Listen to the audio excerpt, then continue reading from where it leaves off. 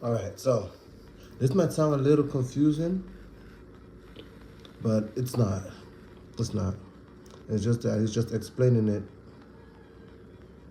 in a way that we can't understand it unless we read it section by section.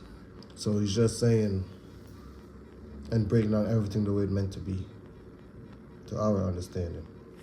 Because if you slowly think about it, it's his word. And you got to be in the spirit to understand it. So it's only take up to First Genesis 20. That's when the living creatures were created. And God said, let the water teem with living creatures, and let the birds fly above the earth across the expanse of the sky. So God created everything, and then the creatures was lives. So God created the great creatures of the sea, and every living and moving things in which the water teems, according to their kinds, and every winged bird according to its kind. And God saw that it was good. God blessed them and said, be fruitful and increase in numbers, and fill the water in the seas, and let the birds increase on the earth. And there was evening and there was morning. Again, he's talking about his creation. The fifth day. So pretty much when he's saying there was evening and morning, he's trying to say that it repeats. It's a pattern here.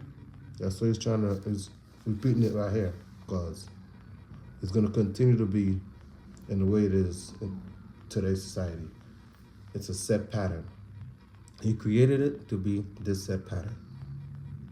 It reminds me of the next chapter I was reading, when God was saying everything is meaningless.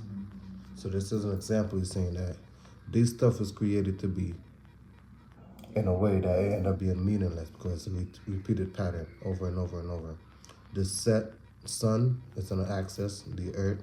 It's going to access the day, the night. So when we wake up, it's going to be the same thing over and over.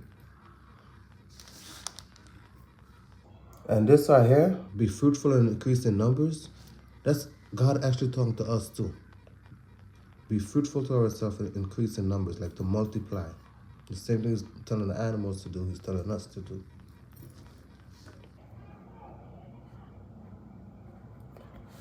The 24th, same thing. And God said, let the land produce living creatures according to his kind, and livestock, create a move along the ground, and wild animals, and according to its kind.